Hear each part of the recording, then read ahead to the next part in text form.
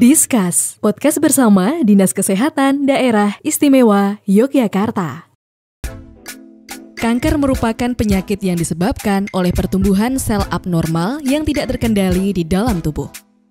Pertumbuhan sel abnormal ini dapat merusak sel normal di sekitarnya dan di bagian tubuh yang lainnya. Lalu apakah ciri-ciri kanker? Dan apakah penyakit kanker dapat disembuhkan? Kita akan memperbincangkannya dalam Discuss bersama anggota Komisi D DPRD DIY, Sukron Arif Mutakin SE, dan dari Perhimpunan Hematologi Onkologi Medik Ilmu Penyakit Dalam, Dr. Kartika Widayati, spesialis penyakit dalam, konsultan hematologi, onkologi medik.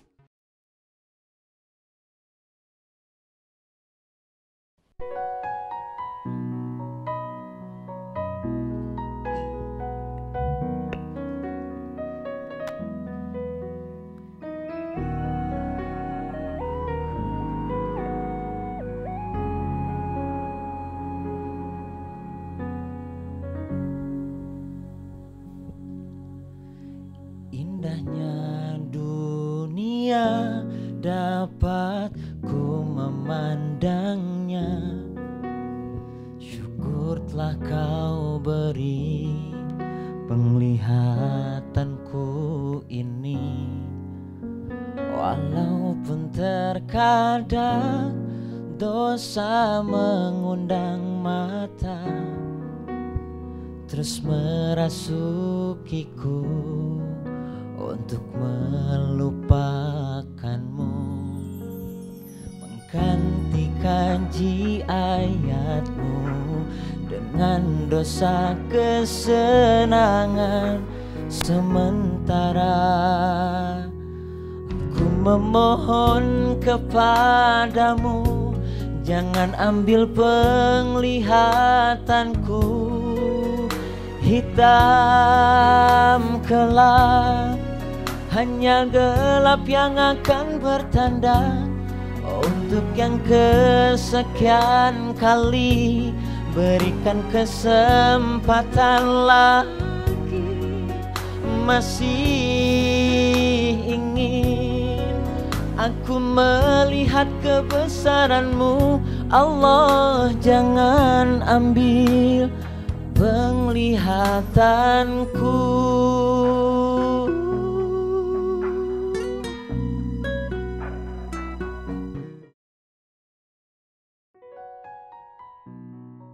Kanker merupakan penyakit yang disebabkan oleh pertumbuhan sel abnormal yang tidak terkendali di dalam tubuh. Pertumbuhan sel abnormal ini dapat merusak sel normal di sekitarnya dan di bagian tubuh yang lain. Kanker merupakan penyebab kematian kedua terbanyak di seluruh dunia. Karena penyakit ini umumnya tidak menimbulkan gejala pada awal perkembangannya. Akibatnya, kondisi ini baru terdeteksi dan ditangani setelah mencapai stadium lanjut. Faktor-faktor resiko kanker meliputi pajanan atau paparan terhadap bahan-bahan kimia tertentu, atau substansi lain serta perilaku hidupnya. Selain itu, yang termasuk faktor risiko adalah hal-hal yang tidak dapat dikontrol seperti usia dan riwayat keluarga. Riwayat kanker tertentu dalam keluarga dapat menjadi tanda kemungkinan kanker diturunkan. Usia lanjut merupakan faktor risiko penting untuk kanker secara keseluruhan dan untuk banyak jenis kanker. Rata-rata usia saat terdiagnosis kanker adalah 66 tahun menurut NSIC Surveillance, Epidemiology and Results Program. Tetapi, kanker juga dapat terjadi pada usia berapapun. Misalnya, kanker tulang yang paling sering didiagnosis pada usia kurang atau lebih 20 tahun. Minum alkohol juga dapat meningkatkan resiko kanker mulut, tenggorok, esofagus, laring, hati, dan payudara. Risiko meningkat lebih tinggi jika seseorang minum alkohol dan menggunakan tembakau. Kanker juga disebabkan oleh perubahan gen-gen tertentu yang mengubah fungsi sel. Perubahan genetik inilah yang salah satunya akibat dari paparan lingkungan yang merusak DNA, seperti asap rokok dan sinar UV. Substansi lainnya yang bersifat karsinogenik antara lain aflatoksin, arsenik, asbestos, benzene, formaldehyd. Inflamasi kronik, proses inflamasi dapat terjadi walaupun tidak terdapat luka dan berlangsung lama. Hal ini mungkin disebabkan infeksi, reaksi imun abnormal, atau obesitas. Dengan berjalannya waktu, inflamasi kronik dapat merusak DNA dan menyebabkan kanker. Sebagai contoh, risiko kanker kolon meningkat pada pasien kolitis ulseratif. Studi menunjukkan bahwa risiko kanker payudara dikaitkan dengan estrogen dan progesteron, terpajan hormon tersebut dalam waktu lama, dan atau kadarnya yang tinggi. Dikaitkan dengan peningkatan risiko kanker payudara, misalnya menstruasi usia dini, menopause terlambat, tidak pernah melahirkan, punya anak pertama di usia tua, penekanan sistem kekebalan tubuh. Pada pasien HIV atau AIDS, kekebalan tubuh akan melemah. Risiko mengalami kanker yang disebabkan agen penyebab infeksi pun meningkat. Epstein-Barr virus yang menyebabkan limfoma. Virus hepatitis B dan C menyebabkan kanker hati. Human papillomavirus atau HPV yang menyebabkan kanker serviks, anal atau orofaringeal. Risiko kanker tertentu meningkat pada pasien dengan obesitas, termasuk kanker payudara, kolorektal, endometrium, esofagus, ginjal, pankreas, dan kandung empedu. Radiasi dengan panjang gelombang tertentu memiliki energi yang cukup untuk merusak DNA dan menyebabkan kanker. Misalnya, radon atau risiko kanker paru meningkat, sinar X, sinar gamma. Sinar matahari, sun lamps, dan peralatan tanning atau membuat kulit gelap melepaskan sinar UV.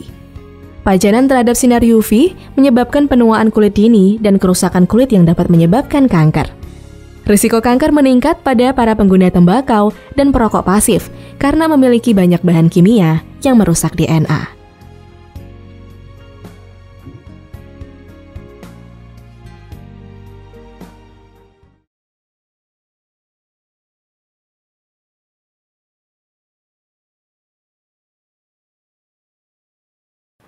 Bismillahirrahmanirrahim. Assalamualaikum warahmatullahi wabarakatuh. Salam sehat Sobat Sehat, bagaimana kabar Anda? Kembali kita bertemu di Discuss Podcast bersama Dinas Kesehatan Daerah Istimewa Yogyakarta. Podcast ini kami persembahkan untuk Anda sebagai upaya, sarana, informasi, sosialisasi, dan juga edukasi terkait permasalahan kesehatan di daerah istimewa Yogyakarta dan juga fasilitas kesehatan yang ada di Yogyakarta. Dan tentu saja kami setiap episodenya akan menghadirkan pembahasan-pembahasan yang menarik yang tentunya juga ini butuh perhatian kita karena kesehatan di Indonesia khususnya di Yogyakarta perlu kita sorot agar kemudian tercipta lingkungan yang sehat yang tentunya memiliki aktivitas yang bermanfaat begitu ya. Artinya kita bisa melakukan sesuatu dengan maksimal. Dan insya Allah satu pembahasan yang cukup menarik juga yang akan kita bahas di hari ini adalah persoalan penyakit kanker. Yang kita ketahui penyakit kanker ini sudah banyak sekali menjangkit di sobat sehat sekalian begitu ya. Dan tentu saja kita butuh yang namanya pencegahan. Kita butuh yang namanya juga pengobatan yang tepat, yang cepat sehingga harapannya tidak telat begitu ya untuk mendapatkan pengecekan kesehatan. Dan hari ini kita menghadirkan dua narasumber yang luar biasa. Yang pertama ada Dr. Kartika Widayati yang merupakan spesialis penyakit dalam, konsultan hematologi, onkologi medik, yang juga anggota Perhumpedin, yaitu Perhimpunan Hematologi Onkologi Medik Penyakit Dalam Indonesia. Dan juga ada Bapak Syukron Arif Mutakin, SAG, yang merupakan anggota Komisi D DPRD DIY. Dan pagi hari ini saya menyapa terlebih dahulu Dr. Ike ya. Assalamualaikum warahmatullahi wabarakatuh, Dokter. Waalaikumsalam warahmatullahi wabarakatuh. Selamat pagi, Mas Nizam. Kabar sehat, Dokter? Alhamdulillah sehat selalu ya. Alhamdulillah. Dan tentu ini harapan kita semua ya Dok agar tercipta hidup kita yang sehat. Tapi ternyata penyakit kanker ini masih menjadi satu penyakit yang seringkali dikhawatirkan oleh sobat sehat sekalian. Mungkin bisa dijelaskan terlebih dahulu Dokter, sebenarnya penyakit kanker ini apa sih Dok? Iya, kanker itu sendiri kan tumbuh dari sel-sel tubuh kita ya, dari sel-sel yang normal. Tetapi sel-sel kanker itu merupakan sel yang abnormal, dia tidak normal. Jadi kita tahu bahwa di tubuh kita itu ada sel ya, seperti 3 juta sel tiap hari itu melakukan tugas-tugasnya, kemudian melakukan pertumbuhan dan fungsinya. Nah, sel-sel itu ada saatnya mengalami penuaan dan ada juga sel-sel yang memang tidak normal sejak awalnya. Nah, oleh tubuh sel-sel yang mengalami penuaan atau abnormal itu akan dimatikan atau dieliminasi oleh sistem tubuh. Nah, bila sistem tubuh di dalam mengurangi atau mengeliminasi dari sel-sel yang tua ataupun sel-sel yang abnormal itu tidak berjalan dengan semestinya, maka akan terjadi populasi yang tinggi pada sel-sel yang abnormal atau sel-sel yang tua ini dan mengganggu fungsi sel-sel yang normal. Nah, sel-sel yang tumbuhnya abnormal, kemudian sel-sel yang tua tapi tidak mati itu tidak bisa berfungsi dengan normal. Nah, oleh karena itu kemudian fungsi-fungsi dari tubuh kita itu mulai mengalami penurunan. Nah, sel-sel kanker ini sifatnya kan jahat ya. Jadi ada karakter atau sifat-sifat sel-sel kanker tertentu yang dia itu berbeda dari sel-sel normal. Artinya apa? Dia tumbuhnya itu berlebihan, dia tidak bisa di-stop. Di dalam tubuh kita itu ada mekanisme pensinyal untuk menghentikan pertumbuhan bila dia tumbuh berlebihan. Nah, itu tidak bisa berjalan pada sel-sel kanker. Jadi dia akan terjadi pertumbuhan yang berlebihan atau overgrowth bahasa Inggrisnya. Kemudian dia tidak mati-mati. Karena fungsi yang tubuh yang normal untuk mematikan sel-sel yang tua itu tidak bisa berjalan pada sel-sel kanker. Enggak berlaku itu aturan bahwa ada usia pada sel-sel kanker itu. Kemudian dia tidak bisa itu dihalau oleh sel-sel imun. Ya, sel-sel imun kan bertugas seperti polisi kita itu. Jadi dia membunuh sel-sel yang jahat. Nah, itu sel-sel imun kita tidak bisa mengenali sel-sel kanker tersebut karena dianggap sel-sel yang normal. Kemudian ada sifat-sifat lain yang nanti berkaitan dengan agresivitas atau ganasnya itu. Jadi dia memiliki kemampuan untuk menyebar. Dia bisa memiliki kemampuan untuk sampai ke organ-organ lain. Nah, kemudian di organ-organ lain itu dia akan tumbuh. Misalkan pasien dengan tumor dari payudara. Kemudian beberapa saat kemudian muncul benjolan di paru. Itu bukan kanker paru. Itu adalah kanker payudara dengan sebaran di paru. Mungkin muncul di otak. Itu adalah kanker payudara dengan sebaran di otak. Jadi bukan seseorang yang mempunyai lebih dari satu kanker. Itu ada sih, tapi sangat jarang. Lebih sering itu berupa penyebaran dari tempat asalnya. Jadi kanker itu dibedakan, namanya itu diberikan sesuai dengan tempat di mana dia itu tumbuh ya atau berasal. Kalau dia berasal dari pertama kali muncul di liver atau di hati ya dia kanker liver. Kalau dia di payudara ya dia kanker payudara kayak gitu. Kalau dia di darah ya dia leukemia. Gitu. Ya. Baik. Ini selnya berarti jahat, ganas, ganas terus bertumbuh. Bertumbuh dia tidak bisa dihentikan pertumbuhannya. Dia tidak mati-mati, selalu survive, bisa mempertahankan kelangsungan hidupnya sendiri. Gitu. Makanya ada tahapan terus bertumbuh itu ya dok ya dalam kanker. Baik, tadi dokter juga menyebutkan ada istilah tumor ya dok. Nah, ini terkadang sobat sehat sekalian merasa ada perbedaan ketika menemukan tadi indikasinya ya dok ya, ada benjolan dan lain sebagainya. Ada nggak sih dok ini tumor yang mungkin benjolan yang tidak ganas begitu ya, atau tumor yang ganas dan tidak begitu, ada bedanya nggak sih? Oh iya, tumor itu sebetulnya istilah untuk menyatakan adanya benjolan ya. Kalau kita baca literatur di luar ya benjolan namanya LAM gitu ya. Ada ya benjolan itu kita sebut sebagai tumor atau LAM. Nah, benjolan itu biasanya konotasinya adalah jinak ya. Karena dia ada di situ aja, jumlah selnya sedikit meningkat atau ukurannya sedikit membesar, tetapi dia tidak memiliki sifat-sifat kanker tersebut yang memiliki kemampuan untuk menata dirinya sendiri, untuk menyebar, kemudian dia tidak bisa dihentikan pertumbuhannya, dia tidak memiliki sifat-sifat seperti itu. Gitu. Kalau kita bicara tentang kanker, itu tentu saja tumor dengan kemampuan invasi, kemampuan menyebar ya, tadi ya, yang mempunyai sifat-sifat yang lebih agresif dari sekedar benjolan saja. Ya. Baik, artinya nanti mungkin harus ada apa ya dok ya, semacam gambaran sebenarnya ini nanti jatuhnya kanker atau tidak begitu ya kalau dirasakan begitu ya. Jadi kanker itu tumor yang ganas. Tumor yang ganas, oke.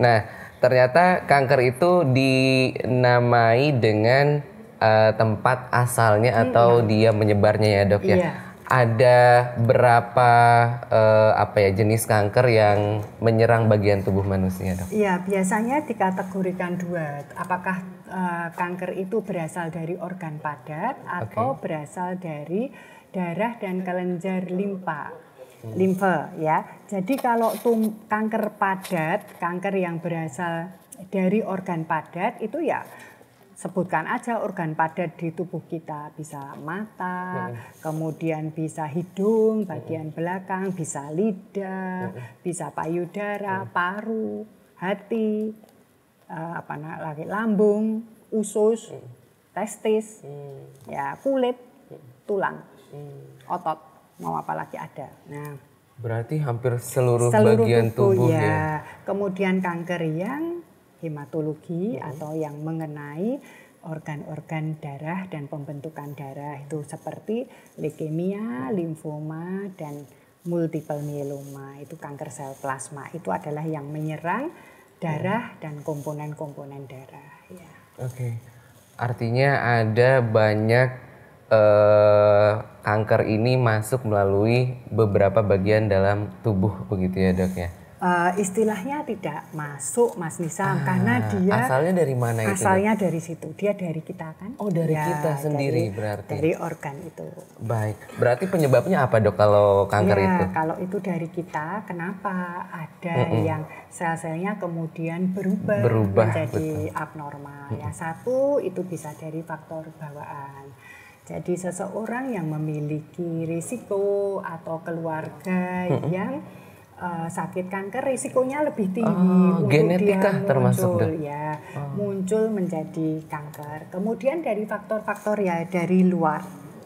Faktor dari luar itu bukan berasal dari tubuh kita sendiri. Misalkan makanan yang kita makan, makanannya itu ada pengawetnya, kemudian ada zat-zat karsinogeniknya atau lingkungan. Ya, lingkungan yang paparan ultraviolet, kemudian radiasi eksternal dari tubuh kita itu semua mempengaruhi risiko seseorang untuk muncul kanker. Ingat ya risiko. Jadi ada juga yang terpapar tapi tidak kena. Merokok, asap rokok. Nah, itu juga termasuk karsinogen yang harus kita perhatikan. Jadi ada banyak faktor untuk tumbuhnya kanker dari dalam tubuh kita sendiri, risiko kita sendiri untuk menderita kanker, kemudian faktor dari luar dan semua berkontribusi untuk meningkatkan risiko seseorang untuk bisa muncul kanker dari dalam dirinya atau tidak. Oke.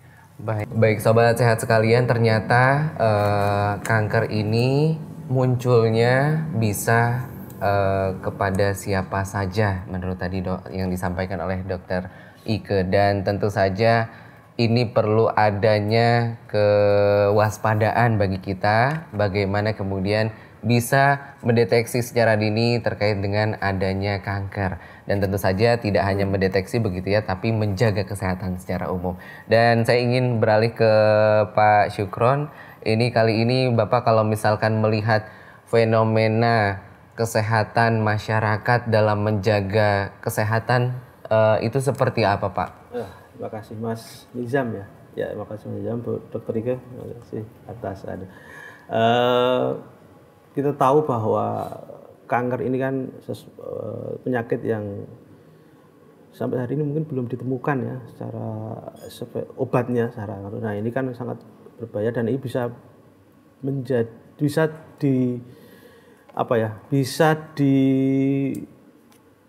muncul atau diderita oleh semua kalangan elemen masyarakat. Nah, baik itu yang kaya, yang tidak punya juga bisa. Dan ini tidak pandang bulu. Nah, makanya dengan bahaya yang luar biasa, dengan kalau sudah dinyatakan itu menjadi penyakit yang itu diterima diponis untuk kanker kan, itu harapan hidupnya sangat tipis kan gitu. Nah, ini kan sesuatu yang luar biasa harus kita antisipasi. Bagaimana kemudian masyarakat ya itu menjaga bagaimana tidak menghindari hal-hal yang itu menyebabkan terjadinya munculnya sel-sel kanker. Apa itu? Ya pastinya dengan pola hidup yang sehat, kemudian menjaga pola olahraganya, kesehatannya, kemudian sering melakukan deteksi dini mungkin ya, kalau itu bisa dilakukan secara tapi saya kira juga mungkin Bu Dokter lebih bisa menjelaskan nanti bagaimana deteksi awal, deteksi dini untuk bagaimana tahu bahwa ada potensi untuk munculnya sel kanker ini. Yang pasti pola hidup sehat itu menjadi penting, bagaimana agar sel ini tidak muncul pada diri kita atau orang-orang yang berpeluang untuk itu. Apa itu? Ya pola hidup sehat pastinya kita tahu kan, dengan makanan yang sehat, kemudian pola tidur, pola makan, pola olahraga dan yang lain-lain. Dan itu menjadi gaya hidup yang harus diterapkan oleh semua elemen masyarakat itu. Gaya hidup yang sehat, gaya hidup yang kemudian tidak hanya merawat diri begitu ya, tapi juga senantiasa mengecek. Nah, apa Dok yang perlu bagi sobat sehat sekalian ini cara mendeteksi kalau kita ini ada gejala kanker atau tidak sih? Ya, ada beberapa jenis kanker itu yang sudah ada deteksi dininya.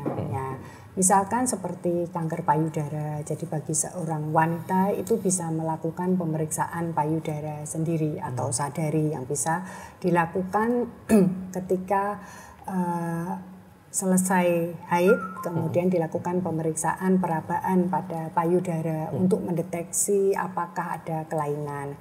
Kemudian ada untuk kanker leher rahim, misalkan dengan melakukan pap smear bagi mereka yang sudah menikah. Kemudian untuk kanker prostat pada pria itu ada upaya deteksi dininya. Misalkan dengan pemeriksaan kadar prostat spesifik antigen atau PSA-nya. Kemudian pada jenis kanker yang lain seperti kanker kolon atau kanker usus itu bisa diperiksa, dideteksi dini dengan adanya pemeriksaan darah samar pada fesesnya. Jadi kalau kelihatan ada darah yang belum betul-betul kita melihat bentuk darah, tetapi dari pemeriksaan feses atau tinja rutin itu ditemukan sel-sel darah merah begitu aja. Itu kita harus melacak apakah beliau itu menderita radang usus saja atau sudah berubah menjadi kanker. Nanti dengan pemeriksaan secara endoskopi ususnya, sistem ususnya itu adalah beberapa cara deteksi dini dari kanker. Deteksi dini itu kan untuk menemukan kanker pada stadium yang paling awal pada mereka yang memiliki risiko tinggi untuk sakit kanker. Ya, jadi biasanya kita deteksi dini itu beda kalau screening itu dilakukan pada semua lapisan masyarakat untuk nanti menemukan siapa yang memiliki kanker. Nah, pap smear itu bisa kita lakukan screening, semua saja bisa melakukan screening. Mamografi itu bisa dipakai untuk screening pada wanita-wanita dengan usia di atas 40 tahun gitu. Tetapi upaya untuk yang lebih murah, kemudian lebih terjangkau itu dengan kalau payudara ya dengan pemeriksaan sadari itu. Pemeriksaan sadari. Namanya sadari, pemeriksaan payudara sendiri. Nanti kalau dipastikan ke dokter itu namanya sadarnis, pemeriksaan payudara oleh klinis. Ya. Baik. Ternyata ada tadi ya sadari dan ternyata juga ada upaya-upaya untuk mendeteksi kanker itu sendiri. Iya, secara dini. Ya. Baik. Nah,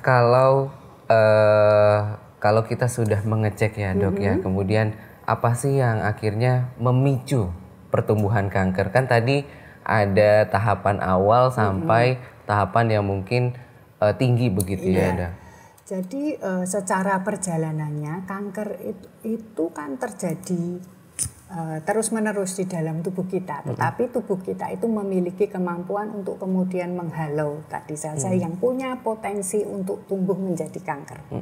Tiap hari itu sel-sel tubuh kita ada aja yang salah produksi. Tiap hari sel-sel kita itu ada aja yang menua, tetapi kita mempunyai sistem untuk membersihkan itu. Nah, kalau sistem itu terganggu, maka sel-sel yang abnormal itu akan diproduksi terus dan dimultiplikasi makin lama makin banyak sampai level kanker, jumlah sel-sel kanker itu lebih dari 10⁻⁹.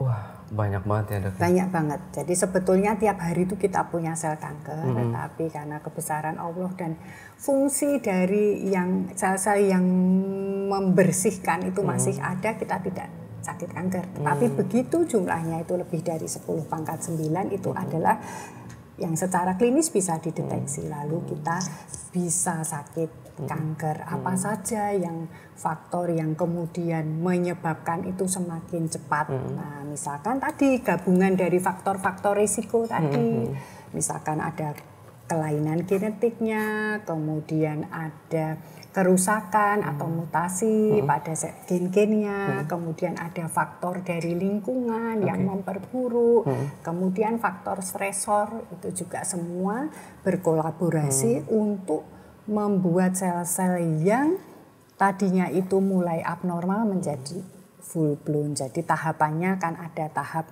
inisiasi, jadi tadinya itu belum ada lalu menjadi ada, kemudian tahap proliferasi jadi lebih banyak, kemudian establishment itu sudah dia lengkap, kecuali jumlahnya banyak, dia lengkap mekanismenya untuk bisa pindah ke tempat lain, untuk bisa tidak dimatikan, untuk bisa lebih cepat beranak pinak begitu. Jadi dia juga tumbuh, dia juga memperlengkapi dirinya sampai betul-betul menjadi kanker yang sempurna.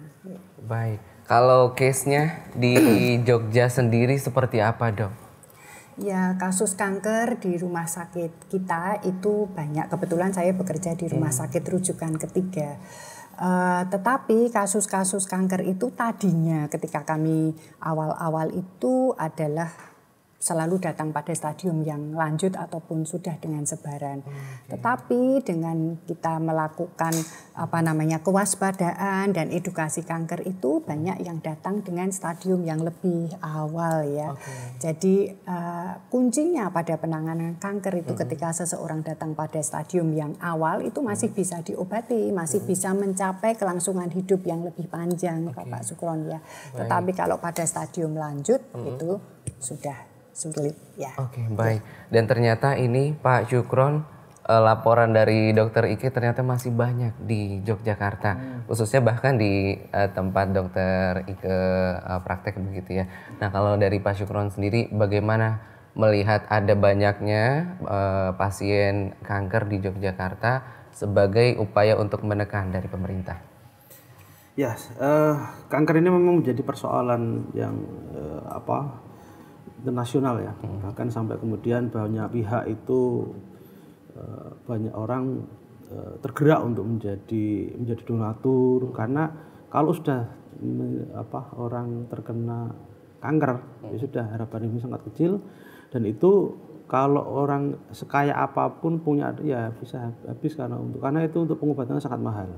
Makanya yang penting apalagi ini tadi disampaikan Jogja cukup banyak ditemukan kasus-kasus kanker. Nah, ini berarti ini sebagai early warning system bagi kami sebagai legislatif dan juga tentunya pemerintah daerah istimewa Yogyakarta.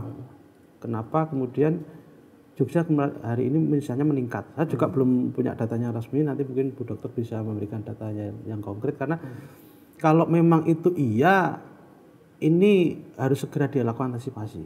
Yang pertama, ya kita seperti apa sih, apa penyebab faktor risiko yang paling tinggi misalnya gitu kan. Oh misalnya dari sisi orang-orangnya yang gaya hidupnya mungkin sudah mulai berubah, Jogja zaman dulu gitu kan, yang mungkin makan ya makan sehat ya, dan itu hari ini sudah mulai ditinggalkan misalnya generasi sekarang. Karena mungkin kanker itu kan bisa muncul di usia kapanpun ya Bu. Iya. Nah itu kan kalau itu bisa di usia muda kemudian kena kan gitu kan, wah ini jadi sangat menjadi persoalan yang harus diantisipasi dengan serius gitu kan. Nah, atau yang kedua sistem lingkungannya mungkin, atau lingkungan Jogja sekarang sudah berbeda karena mungkin faktor risiko yang lain itu bukan dari makanan tapi juga di lingkungan, apa dari polusinya, apa kemudian dari karena polusi kemudian Jogja semakin panas hari ini. Nah, apakah dari itu karena tingkat suhu yang tinggi ini kan juga bisa menimbulkan kanker radiasi tadi ya. Iya, itu harus kita melakukan penanganan yang serius gitu kan. Atau mungkin dari faktor karena di Jogja mungkin sekarang mulai macet gitu kan, orang jadi stres kemudian berjalan yang lain-lain itu juga kan.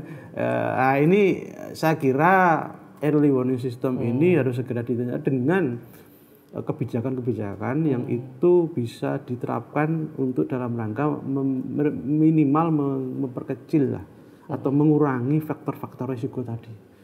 Satu mungkin dari Germas misalnya, dari Dinas Kesehatan dengan gerakan masyarakat hidup sehat. Ayo kita sampaikan ke masyarakat gitu bahwa ini ada penyakit yang memang harus kita antisipasi betul gitu kan. Karena tapi kalau sudah di stadium yang lanjut kemudian itu kan sudah susah. Tapi kalau sudah baru stadium awal masih bisa dilakukan pengobatan, dan saya kira edukasi kepada masyarakat itu jauh lebih penting karena pencegahan itu akan lebih bermanfaat daripada mengobati. Betul. Ya, itu mungkin dari kami tadi Dinas Kesehatan khususnya misalnya hari dan pemerintah daerah Yogyakarta bersama ya dengan yang lain-lain ya kan. Tidak mungkin dilakukan sendiri oleh Dinas Kesehatan ya. Itu membuat program-program yang itu bertujuan dalam rangka untuk edukasi ya, informasi dan masyarakat, dan kami insya Allah sebagai legislatif sangat mendukung lah program-program yang itu bertujuan untuk menanggulangi faktor-faktor peningkatan risiko untuk terjangkitnya kanker pada masyarakat.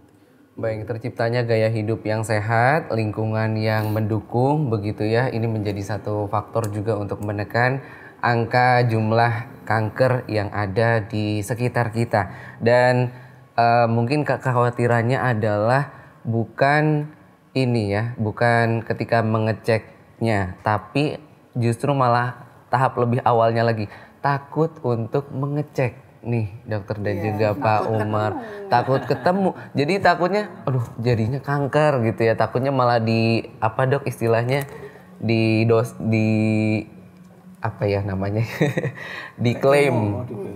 diklaim ternyata terkena penyakit kanker, dan ini menjadi satu pikiran baru yang mungkin menjadi beban begitu ya. Tapi nanti kita akan coba bagaimana mencari solusi ini agar kemudian masyarakat tidak takut untuk melakukan pengecekan, karena siapa tahu nanti ada program-program yang itu hadir di tengah-tengah kita. Nanti kita akan lanjutkan kebersamaan kita bersama dengan Pak Umar dan juga Dr. Ike. Kita akan menyimak informasi berikut ini terkait dengan adanya kanker. Di Indonesia, menurut catatan Globokan pada tahun 2020, kasus baru kanker sebanyak 396.314 kasus, dengan kematian sebesar 234.511 orang. Perempuan merupakan kelompok dengan risiko tinggi terkena kanker. Tercatat kanker payudara sebanyak 65.858 kasus. Kanker leher rahim sebanyak 36.633 kasus. Angka kejadian penyakit kanker di Indonesia berada pada urutan 8 di Asia Tenggara, sedangkan di Asia mempunyai urutan ke-23. Angka kejadian tertinggi di Indonesia untuk laki-laki adalah kanker paru, yaitu sebesar 19,4 per 100.000 penduduk, dengan rata-rata kematian 10,9 per 100.000 penduduk. yang diikuti dengan kanker hati sebesar 12,4 per 100.000 penduduk, dengan rata-rata kematian 7,6 per 100.000 penduduk. Sedangkan angka kejadian untuk perempuan yang tertinggi adalah kanker payudara, yaitu sebesar 42,1 per 100.000 penduduk, dengan rata-rata kematian 17 per 100.000 penduduk, yang diikuti kanker leher rahim sebesar 23,4 per 100.000 penduduk, dengan rata-rata kematian 13,9 per 100.000 penduduk. Berdasarkan data Riskesdas, prevalensi tumor atau kanker di Indonesia menunjukkan adanya peningkatan dari 1,4 per 1.000 penduduk di tahun 2013 menjadi 1,79 per 1.000 penduduk pada tahun 2018. Prevalensi kanker tertinggi adalah di Provinsi Daerah Istimewa Yogyakarta, 4,86 per 1.000 penduduk. Diikuti Sumatera Barat, 2,47 per 1.000 penduduk, dan Gorontalo, 2,44 per 1.000 penduduk. Untuk pencegahan dan pengendalian kanker di Indonesia, khususnya 2 jenis kanker terbanyak di Indonesia, yaitu kanker payudara dan leher rahim, pemerintah telah melakukan berbagai upaya, antara lain deteksi dini kanker payudara dan kanker leher rahim pada perempuan usia 30 sampai dengan 50 tahun dengan menggunakan metode pemeriksaan payudara klinis atau SADANIS untuk payudara dan inspeksi visual dengan asam asetat atau IVA untuk leher rahim.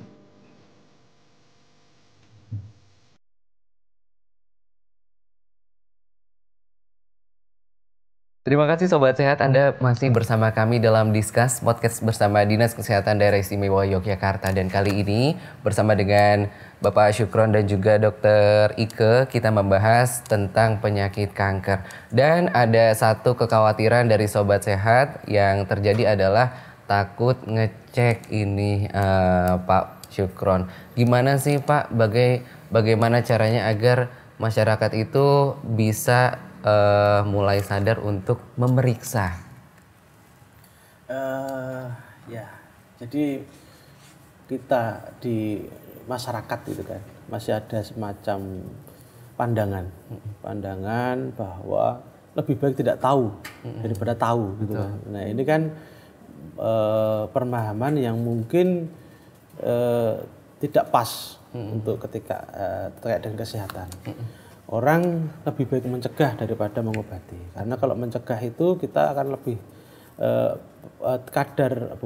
tingkat penyakitnya kan masih sangat-sangat masih masa awal, jadi masih bisa dilakukan pengobatan yang lebih dini gitu kan. Tapi kalau sudah nanti tingkatannya sudah dalam akut atau parah, nah ini kan lebih susah lagi untuk melakukan pengobatan. Makanya ada beberapa mending aku beberapa orang Jogja ya, Jawa lah gitu kan, ada mending ora ngerti daripada ngerti malah wedi dan yang lain-lain. Itu menurut pandangan yang harus mulai dikikis ya. Orang tua harus memberikan edukasi juga kepada anak-anaknya. Kemudian ya orang tua sendiri juga harus mulai sadar bahwa kemudian kalau sakit itu akan merupakan banyak orang, ya kan. Nah, kalau kita tahu lebih dini, minimal antisipasi dari sisi pengobatan akan lebih cepat dilakukan. Misalnya tidak memperparah minimal, ya kan. Kalau itu kemudian sampai lebih parah kan, minimal kalau biasanya pakai obat yang itu dosisnya masih cukup dengan 5 miligram misalnya, itu cukup. Tapi kemudian kalau harus sudah parah kan bisa 10 gram, bisa 20 gram dan miligram dan yang lain-lain. Itu kan jadi kekebalan tubuh itu juga ada batasnya. Ya, orang mungkin hari ini dikasih obat flu paling rendah mungkin tidak sudah sembuh. Tapi ketika itu sudah flu-nya sudah akut ya mungkin dikasih dengan obat yang rendah belum tentu bisa sembuh. Nah, sama dengan kanker juga gitu. Kalau ya ngapain kita harus takut bahwa ada sesuatu yang salah di diri kita. Ada sesuatu yang tidak beres dengan tubuh kita. Ayo kalau itu memang kita ketahui dan segera lakukan pengobatan dini. Kalau perlu lakukan terapi untuk segera menghilangkan kalau bisa dihilangkan kan. Dan itu saya kira pola-pola pikir yang seperti itu harus mulai ditinggalkan. Apalagi terkait dengan kesehatan, gitu Mas. Nah, kalau telat jadi parah ya, juga pengobatannya mungkin lebih intens ya. Tapi ketakutannya juga adalah takut mahal ini Pak Umar. Akan lebih mahal lagi kalau itu yang lebih tingkat sakitnya lebih parah. Betul. Ya, tadi sampaikan tadi kalau 5 miligram itu hanya misalnya butuh biaya Rp1 misalnya gitu kan. Tapi kalau nanti 10 gram bisa Rp10, bisa Rp20 dan bisa harusnya rawat jalan, harus rawat inap dan penanganannya dokternya harus banyak orang dan yang lain-lain. Nah, makanya gini. Pola-pola hari ini kan masyarakat itu kan pola-pola pandang dulu ya. Orang-orang tua itu kadang-kadang bukan mewariskan satu mending orang ngerti. Soal mati kemudian soal sakit itu kan urusan Tuhan, urusan yang kuasa. Kalau kita memang tidak ditakdirkan sakit atau mati hari ini kan juga kita tidak akan mati hari ini. Tapi kan itu takdir itu ada. Tapi bagaimana manusia, kita sebagai manusia makhluk Tuhan itu bagaimana agar sesuatu takdir itu yang bisa merubah hanya kita. Kita itu bisa mati hari ini, gampang gitu kan. Terjun dari lantai 9 ini kita mati gitu kan. Tapi bisa juga kita tidak mati. Sama kan. Kita bisa mungkin hari ini kita terkena kanker, ya kan. Kita periksa hari ini, tapi mungkin baru masih stadium 1 misalnya. Itu masih bisa disembuhkan misalnya. Tapi kalau nanti hari ini kita divonis kalau tadi vonis stadium 1 bisa disembuhkan. Tapi kalau kita tidak melakukan apa-apa dan tidak tahu, mungkin setahun lagi, 2 tahun lagi bisa berlanjut dan mungkin sesuatu yang lebih buruk akan terjadi. Baik, itu dia ya. Kita tidak ingin ya kalau ternyata sesuatu yang buruk itu terjadi kepada kita. Tentu ada penanganan dini dan juga kekhawatiran akan mungkin biaya yang mahal. Sebenarnya kalau kanker ini ada termasuk BPJS, Mas. Dijamin berarti ya, ada. Pak Umar ya. Semua elemen masyarakat di Indonesia yang itu warga Indonesia pasti dijamin kesehatannya. Mau pakai BPJS silahkan daftar. Yang untuk orang miskin itu ada namanya BPJS untuk orang miskin. Kalau tidak punya BPJS, kita Jogja DIY itu punya namanya Jamkesos, jaminan kesehatan sosial. Bagi siapapun yang tidak mampu bisa memeriksakan itu dijamin oleh pemerintah daerah. Kita menganggarkan setahun itu 60 miliar untuk itu. Dan itu kalau kurang kita tambah. Masya Allah. Untuk masyarakat Jogja. Dan tahun kemarin kita itu ada sisa sekitar 20 miliar. Nah, ini sesuatu yang mungkin kalau bagi saya senang atau susah. Ya, saya senang karena apa? Masyarakatnya sehat-sehat. Tapi nggak tahu apakah semua menggunakan fasilitas itu enggak. Karena ukurannya itu serapan, 20 miliar itu sesuatu yang cukup besar. Dan kalau tidak digunakan berarti masyarakatnya semuanya sudah terfasilitasi dari sisi kesehatan. Makanya ada BPJS, ada Jamkesos, dan itu semua kita sediakan untuk masyarakat. Jadi jangan takut mahal. Ya. Semua sudah free kalau pakai itu. Insya Allah. Yang penting dia mau kita mau mengurus satu kalau kayak dengan BPJS dan Jamkesos. Yang kedua mau ke rumah sakit gitu kan. Kita nggak ngerti kalau kita hanya aku kena ya dicek dong. Apa yang melalui tahapan misalnya dari tahapan pertama dulu, kemudian naik ke rumah sakit tahap berikutnya dan yang lain-lain. Saya kira pemerintah terbuka untuk itu. Baik, sudah ada jaminan ya Sobat Sehat untuk adanya jaminan kesehatan untuk Anda yang kemudian ingin mengecek terkait dengan adanya penyakit kanker. Dan tentu ini juga menyambung pertanyaan dari Sobat Sehat. Kita ingin menyapa, bagaimana Dok ini ketika ingin berikhtiar untuk tidak terkena kanker, dari Sobat Sehat Indah di Berbah. Oh iya, terima kasih Mbak Indah ya. Jadi upaya-upaya untuk mencegah supaya tidak sakit kanker tadi beberapa sudah disampaikan juga oleh Bapak Sukron ya. Jadi pola hidup sehat ada faktor-faktor risiko ya yang tidak bisa kita hindari. Misalkan ada faktor keluarga yang sakit kanker, itu kita harus melakukan deteksi dini seawal mungkin. Nah, Kemudian kalau di dalam keluarga itu tidak ada riwayat kanker, nah kita harus melakukan upaya-upaya supaya menjaga supaya kita tetap sehat. Karena yang keluarganya sakit kanker, dia ada istilahnya garis pewarisan itu hanya 25%, yang lainnya itu sporadik, yang lainnya itu keluarganya nggak ada yang sakit kanker. Jadi tadi seperti dikatakan bahwa dia bisa mengenai siapa saja. Jadi kita harus mempertahankan pola gaya hidup sehat mulai dari apa yang kita makan, lingkungan, kemudian apa yang kita lakukan dengan kesehatan jasmani, olahraga jasmani yang cukup, kemudian mengelola stresor dengan cukup baik. Nah, itu adalah faktor-faktor yang membantu mencegah kita untuk tidak terjadi kesalahan pada sel-sel kita. Kemudian kalau upaya-upaya deteksi dini itu adalah untuk menemukan seawal mungkin, jadi pada tahap di mana kanker itu bisa diobati. Bisa diobati? Bisa diobati kalau ketemu pada stadium yang awal.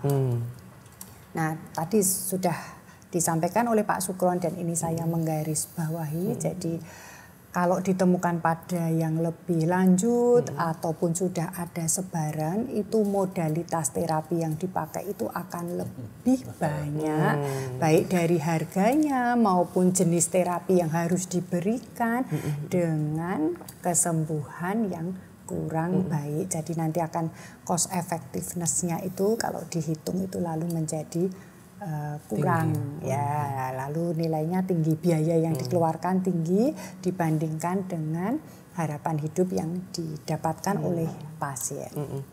Jadi ya saya garis bawahi, upaya untuk pencegahan kanker itu harus dilakukan ya, meliputi semua hal. Jadi mulai dari pendidikan yang dasar atau di bawah dasar itu, jadi anak-anak juga harus diajarin bagaimana makan yang sehat, bagaimana tetap melakukan istirahat yang cukup, kesegaran jasmani yang cukup. Anak-anak kecil juga diajarin bagaimana mereka olahraga, ya toh, memilih makanan yang baik. Nah itu kan susah sekali juga untuk anak-anak sekarang.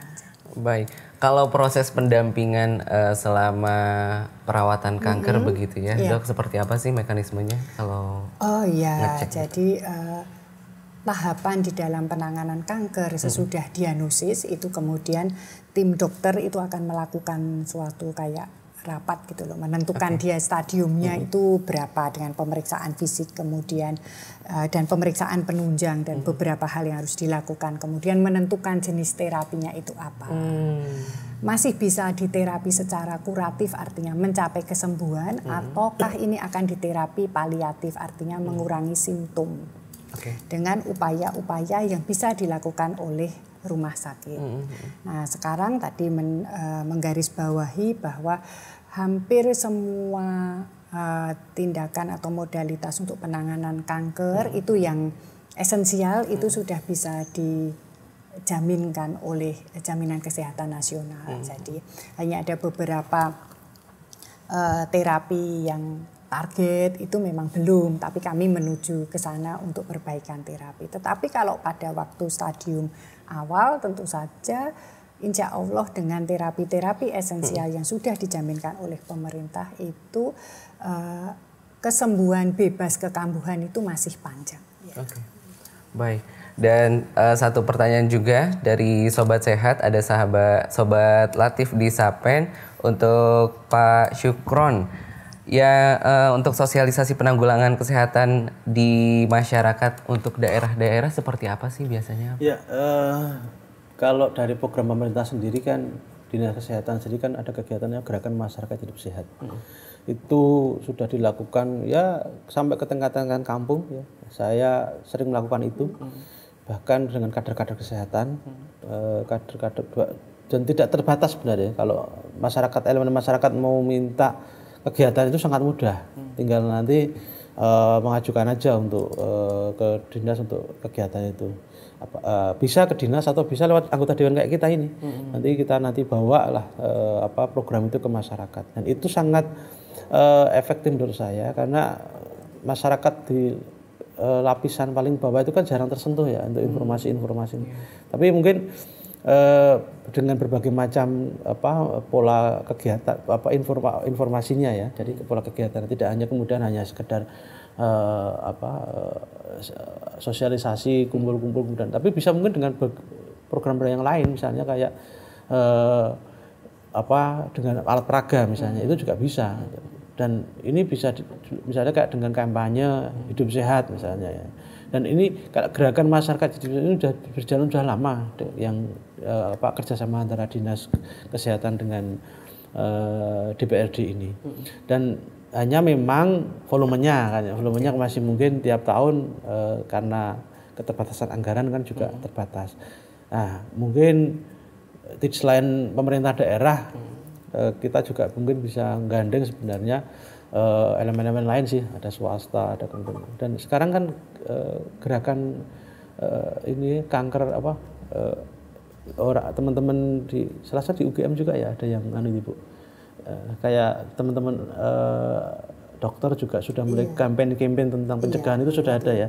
Dan itu bisa sinergi sebenarnya dengan kami gitu kan. Kami sebagai legislatif dengan teman-teman. Karena informasi ini kan bisa melalui offline maupun online kan gitu kan. Dan sekarang apalagi sekarang ada smartphone yang semua rumah saya kira punya kan gitu kan. Saya belum menemukan satu rumah tidak punya smartphone, lebih dari satu ya, gitu kan. Bapaknya punya, ibunya juga punya kan gitu kan. Asistennya punya juga. Asistennya lah punya. Nah, ini kan artinya kalau itu mau didorong ya itu bisa salah satu untuk media untuk informasi itu. Tinggal kemasannya dalam bentuk media gambar atau media audio video misalnya kan itu bisa dibuat. Nah, ini yang kita dorong sebenarnya.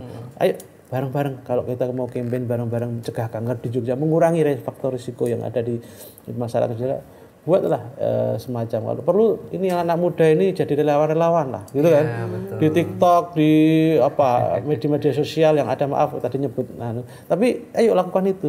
Ya saya sudah beberapa melihat sih kayak ada konten-konten yang kesehatan lah di TikTok dan ini penting. Dan kalau perlu selebgram ada di yang hari ini tidak hanya cari duit tapi juga peduli lingkungan, peduli kesehatan, peduli sesama gitu kan. Betul, perlunya adanya kolaborasi dan kerjasama antar semua pihak. Betul. Terutama untuk bagaimana kita mengkampanyekan supaya kanker ini menurun begitu ya di Indonesia khususnya begitu ya. Nah, ini juga penting Dok, ada sobat Ko di Yogyakarta yang sering ditemui kanker itu tipe apa Dok, dan kenapa bisa terjadi? Ya, terima kasih. Jadi hampir semua jenis kanker itu ada seperti tadi saya sebutkan. Di Indonesia untuk wanita kekerapannya yang paling tinggi adalah untuk kanker payudara. Sementara untuk pria itu juga kanker nasofaring, hidung bagian belakang, kemudian kanker paru ya, dan juga kanker prostat. Itu termasuk yang kekerapan yang muncul. Meskipun ada juga kanker-kanker yang jarang.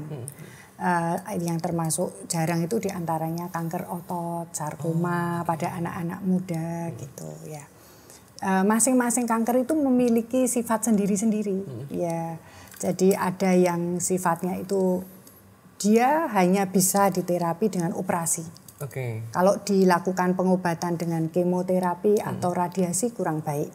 Tetapi ada juga kanker itu yang kalau dioperasi dia hanya untuk melihat jenisnya apa, tetapi dia sangat peka dengan pengobatan kemoterapi. Itu ada leukemia dan limfoma itu bukan operasi, tetapi dia dengan pengobatan terapi sistemik atau kemoterapi. Breast cancer operasi. Nah, kalau dia ada ada kemungkinan untuk mencegah supaya ada sebaran sesudah dioperasi kemudian dilanjutkan dengan kemoterapi atau dengan terapi hormon. Jadi jenis kanker itu banyak. Sifatnya ya banyak. Tergantung dari organ yang terkena dan juga tergantung pada senjata yang dia punya. Kan dia juga mengembangkan diri. Jadi pada waktu awal itu dia tidak terlalu ganas, tapi kalau pada saat ketemu yang udah agak lama gitu dia sudah mengembangkan diri kemampuannya sehingga diperlukan terapi yang lebih lebih banyak untuk mengeroyok, untuk mengepung dia. Gitu. Ya. Dan tentu harapan kita adalah lingkungan kita kemudian nyaman, aman, tentram dan juga sehat ya, Pak Syukron. Iya. Dan terakhir mungkin closing statementnya Pak Syukron untuk himbauan kepada sobat sehat, bagaimana agar kemudian tetap menjaga kesehatannya agar tidak timbul resiko terkena kanker. Ya, kesehatan itu tergantung pada diri kita.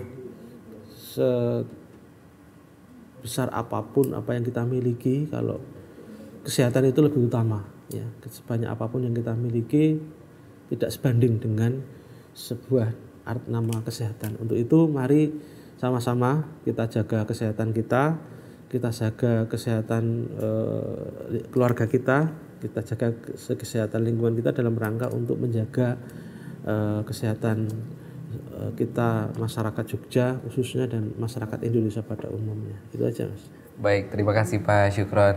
Dan disambung Dr. Ike, mungkin ada saran dan juga himbauan kepada sobat sehat untuk senantiasa mengecek dan juga melindungi diri dan juga keluarga untuk terhindar dari adanya resiko terkena kanker.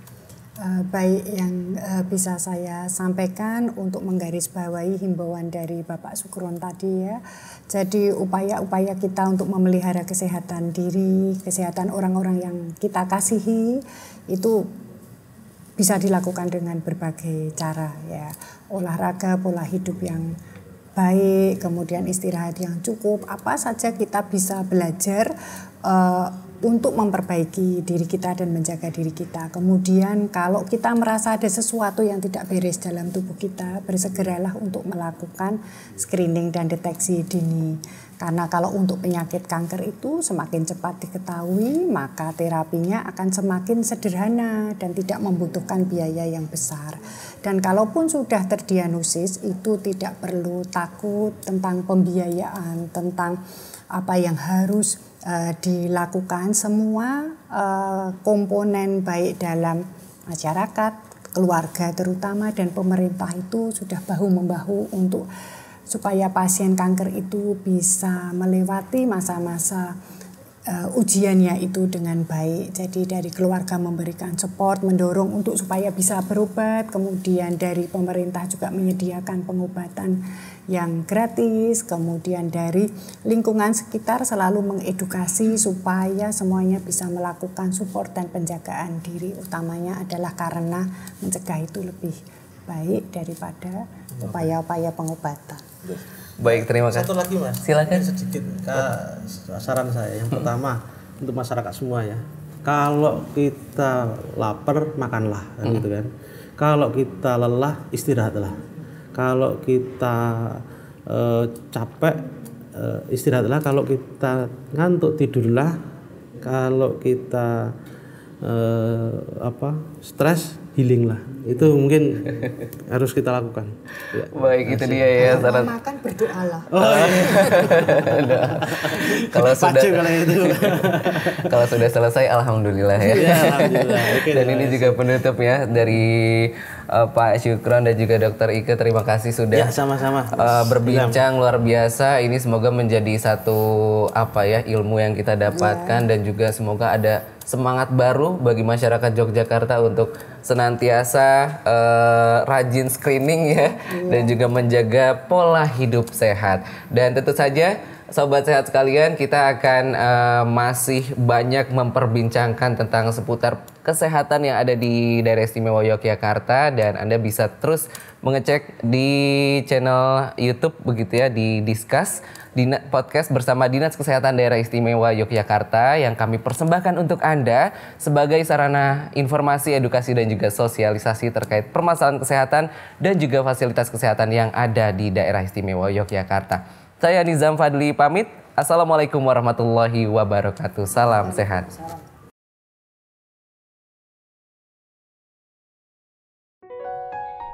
Gejala awal kanker seringkali diabaikan karena tidak khas dan mirip dengan gejala penyakit lain. Padahal, kanker tidak selalu diawali dengan gejala yang khas. Sebagian besar kanker baru menunjukkan gejala ketika sudah berada pada stadium lanjut atau saat sudah menyebar ke organ lain. Keluhan yang bisa menjadi gejala awal kanker, termasuk umum dan sering menjadi gejala penyakit lain, adalah rasa lelah yang berlebihan. Hal ini merupakan salah satu gejala awal kanker. Yang paling umum, hal ini dapat terjadi karena sel-sel kanker menggunakan nutrisi di tubuh untuk berkembang, sehingga nutrisi tidak dapat diubah menjadi energi. Hal inilah yang menyebabkan penderita kanker merasa sangat lelah. Penurunan berat badan pada penderita kanker terjadi karena sel tubuh sehat terus-menerus diserang oleh sel kanker. Penurunan berat badan ini biasanya terjadi dalam waktu yang cepat dan tanpa sebab yang jelas. Demam merupakan respon tubuh terhadap infeksi. Namun, demam bisa juga menjadi gejala awal penyakit kanker seperti limfoma, leukemia, kanker ginjal, dan kanker hati. Demam seperti ini biasanya terjadi pada malam hari dengan suhu tubuh sekitar 38 derajat Celcius. Perdarahan juga bisa menjadi salah satu gejala awal kanker. Beberapa jenis kanker, seperti kanker usus dan kanker anus, dapat menyebabkan munculnya darah saat buang air besar. Sedangkan pada kanker prostat atau kanker kandung kemih, darah dapat muncul saat buang air kecil. Terkadang, perdarahan juga dapat terjadi pada organ dalam, sehingga lebih sulit untuk dideteksi. Selain itu, waspadai jika kita mengalami perdarahan saat batuk atau muntah, serta perdarahan dari vagina yang terjadi di luar masa menstruasi. Perubahan pada kulit perlu kita waspadai, karena hal ini merupakan gejala awal kanker. Tai lalat yang berubah bentuk menjadi asimetris, pinggirannya tidak beraturan, berubah warna, bertambah besar, terasa gatal, keras dan berdarah juga bisa menandakan kanker kulit. Benjolan pada anggota tubuh apalagi yang terasa keras dan semakin membesar, batuk yang tidak kunjung sembuh lebih dari 3 minggu yang juga disertai dengan nyeri dada, penurunan berat badan, suara serak, kelelahan dan sesak nafas. Masalah pencernaan menyebabkan kesulitan menelan saat makan. Berkeringat di malam hari memang hal biasa, tetapi bila terjadi setiap hari dan tanpa sebab yang jelas, bisa menjadi gejala awal beberapa jenis kanker seperti kanker hati dan leukemia. Berikut tips agar terhindar dari resiko kanker. Di antaranya adalah menghindari konsumsi tembakau, mengatur pola makan, olahraga teratur, menjaga berat badan, menghindari paparan radiasi berlebihan, menghindari paparan zat kimia berbahaya, mengurangi kontak yang menimbulkan penularan infeksi, menjaga kualitas tidur, dan mengkonsumsi vitamin D.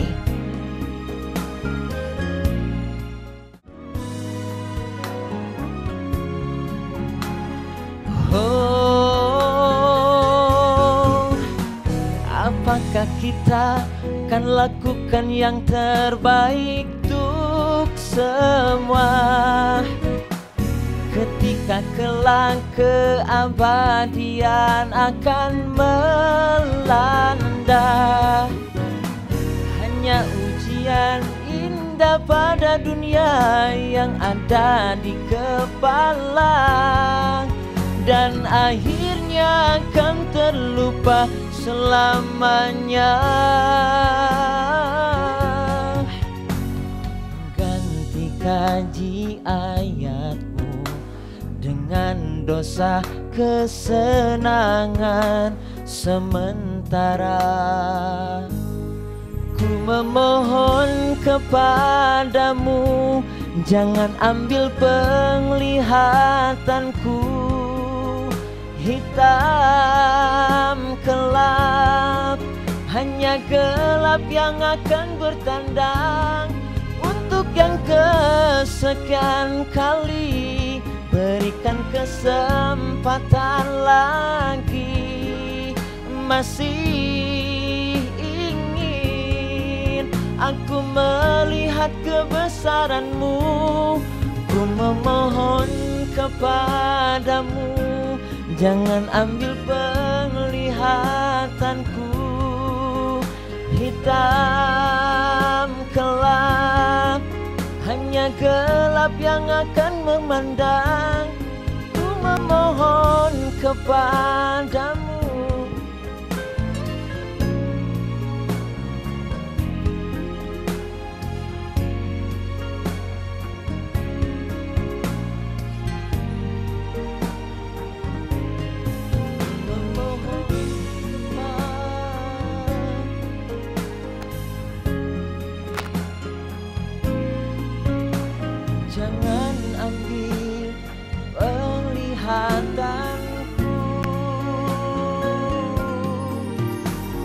jangan ambil penglihatanku.